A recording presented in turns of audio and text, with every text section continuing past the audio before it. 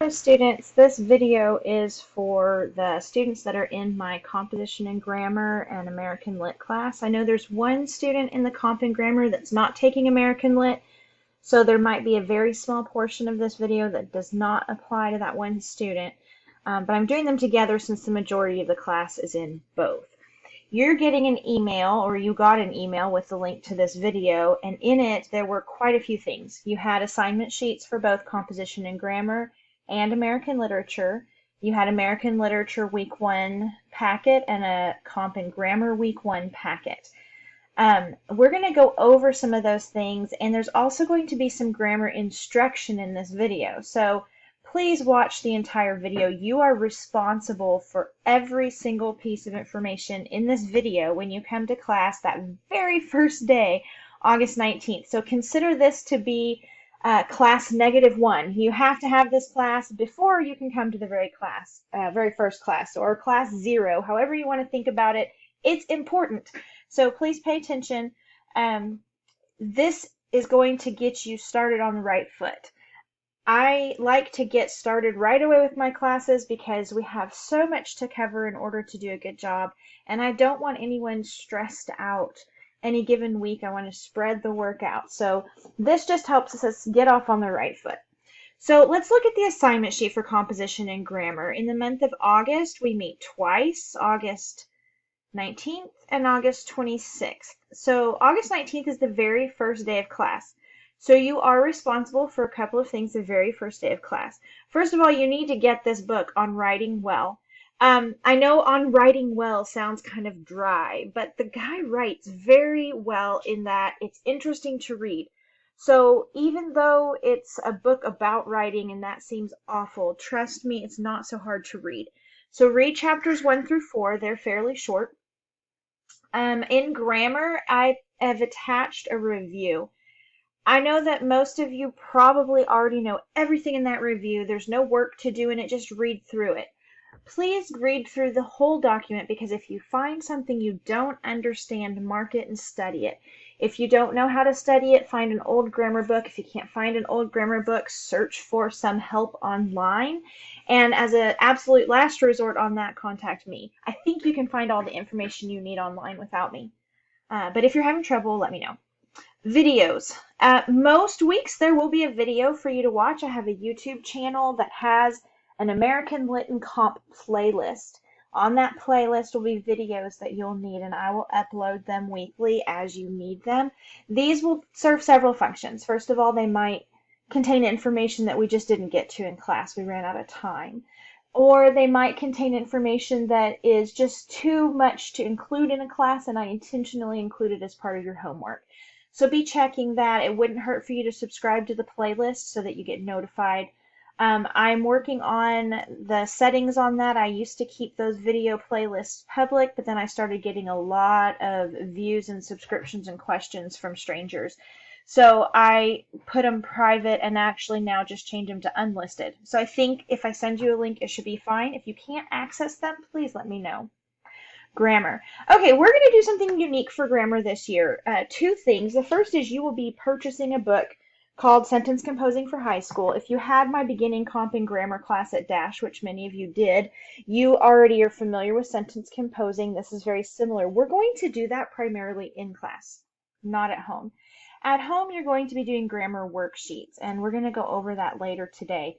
After we go over that, you have 5 sentences here that you just need to mark on your own paper. I'm explaining exactly how to do that later in the video.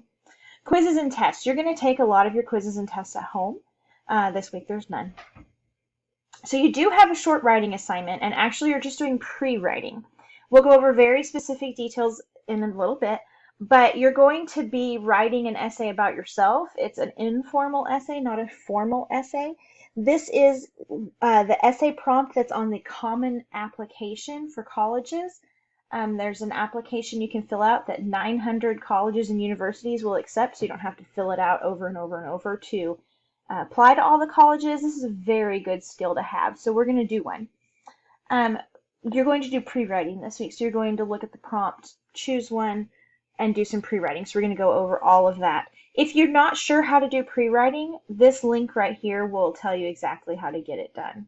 to note, your writing work after this week, so starting next week, will be turned in via email. I'm looking at getting all of this uploaded to Google Classroom, and that way you can just submit your papers on Google Classroom, and that might be easier for you and for me, but I don't have that done yet. So for right now, we're turning in all of our work via email. So you need to save your document as a Word document. Even if you're using another open source method or a Google Doc, I need you to save as a Word document, either .doc or .docx. Then you email that to me as an attachment. Please do not type into the email or copy and paste into the email. I won't grade it that way. Do not save it as a PDF. I won't grade it that way either. It has to be a Word document. Everything is due by 10 p.m. the Saturday before class. So if whatever I assign in class on the 19th, the things that are due the 26th for class, you have actually a writing assignment. It's actually not due the 26th. The 26th is a Monday. On the 24th, that Saturday, I need the email with that assignment turned in. Everything gets turned in on Saturday if it's an essay or a writing assignment. All right, so these are your instructions. Now let's go to the packet that you got that gave you all the information. It should look something like this. Let me move my recorder. So it is titled Composition Week 1 Packet. This gives you all the instructions you need to get that pre-writing done. So we've got here the instructions. You're going to read all of this on your own. It gives the essay prompts. You're going to pick one of the 7 that are listed here. All right, and then I give you very specific steps to follow. These are the assignment steps that you'll be using. I've also included some essay writing guidelines. If you've never had me as a teacher before, I'll just let you know that I am very specific about how I like things to be done. This is not because I want to annoy you or make your life difficult or just be unnecessarily harsh. It's because this is the way most college professors want things to be done. So please read through these essay writing guidelines. I've given you some links to help you. And then this is important, your expository essay rubric. The essay you're working on the pre-writing this week for is not actually an expository essay, it's a personal essay, but we're going to use the expository essay guidelines. So you can look at what does it take to get an A, what does it take to get a B, what does it take to get a C. I don't actually do Ds. Anything below C for me is an F. I give you 2 grades on every essay. You get 50 possible points for content and 50 possible points for grammar. If you have an extraordinarily bad essay, which let's just hope there aren't any, and you have more than 50 points deducted for grammar, doing it this way keeps you from losing more than 50 points on grammar. So you get 2 grades. I'll add up however many content points and grammar points to get your full grade. So if you got 48 points for content and 40 for grammar, you got an 88 on the essay. That's how it will all work. All right, so this sheet here, let me see if I can make my screen bigger. I don't know if it'll let me. All right, so we're going to correct essays when you get them back. This is also not to torture you, but to make you a better student. So you have these grammar codes. When you get your essays back, I'll have something highlighted on it, and in the comment bubble, I'll just type, for instance, 2D. That's all that's going to be there. You have to look at this sheet to see what 2D means. 2D means that you needed to use a comma to set off your introductory elements. So there will be a separate video on how to do the corrections once you need them. You won't need them till after week 2. There's also content. So you have grammar codes and content codes, just like I grade grammar and content. Each grammar code is going to take off 2 points. Each content code takes off 2 points. So out of 50 points, you can have 25 grammar errors before you get 0 grammar points, and 25 content errors before you get 0 content points. We'll go over that in more detail in class. All right, I've given you a grammar instruction sheet, and this is where we're going to kind of park for a little while because we have some exercises on it. And then here's the grammar review I was telling you about that will, sorry, I keep moving these around, that it can give you some basic remedial work if you're unsure. It's very long. All you have to do is look at the parts that you don't already know. You don't need to read through and study the whole packet if you already know it. This is the part that most people don't know, object complements, so that's one to look at, and that's it. That's all there is to it. So let me switch over to my editable copy of the grammar instruction, and let's work there. All right, so grammar instruction sheet. You should all have this. I'm not sure why it won't let me make my window of recording any bigger. I would really like to. Let me try something else. I just had to pause the recording to do it. All right, so for grammar instruction, this year we're going to analyze sentences to learn their grammatical structures. The whole goal of grammar is to become a better writer. I'm not going to give you grammar worksheets to do just for the sake of grammar worksheets. I don't believe in busy work. You don't have time to do it. I don't have time to grade it. We're not going to do it. But this will help you with your writing. Because you're already in high school, I think you should already know the basic 8 parts of speech. If you're struggling with identifying the 8 parts of speech, you need to let me know very soon so that we can get you caught up. So here's the 8 parts of speech. You have verbs. We're going to mark each verb with a V. Adjectives. Each adjective gets marked with an ADJ, or if it's a predicate adjective, which means an adjective following a linking verb that describes the subject, we mark it with a PA. Adverbs are marked with ADV. Prepositional phrases are going to be unique. So I don't need you to mark a preposition by itself. I need you to mark the whole prepositional phrase. So you should know that all prepositional phrases are either adjectives or adverbs. We're going to go over a few so that you can get the gist of this, but if you've taken that beginning comp class, it's in there. If you haven't, I may need to give you a little help on this, and that's okay. You just need to let me know. Pronouns, we're not marking pronouns because every pronoun takes the place of a noun, so every pronoun gets marked as if it's a noun. And we're going to go over that in a second. We don't mark conjunctions at all, and we don't mark interjections at all. The reason for this is that grammatically, conjunctions and interjections exist outside of the structure of the sentence. They have no structural value other than to join things for conjunctions or to make a extemporaneous exclamation. We don't need that in our grammatical structure. All right, so nouns. We're going to mark noun functions. Every noun has a function. It's either a subject, a direct object, an indirect object, a predicate nominative, and a appositive, a noun of direct address. You should know these things. If you don't, look them up. Just Google noun functions. You should get 7 functions. We're going to start with these 4 that we're going to look at. So if you don't know what a subject, a direct object, an indirect object, or a predicate nominative is, you probably shouldn't be in this class. So let me know, because this is basic. So there's one more thing that needs attention, and that's object complement. So an object complement is just when you have a direct object in your sentence, oftentimes there's another noun or adjective immediately following that direct object that describes it. Those are object complements. This is also known as an appositive. Okay, appositive is a noun that follows a noun and describes or explains it. The difference is object complement is a broader term. It can be an adjective. For example, we elected Jim president. So we is your subject, so I put an S.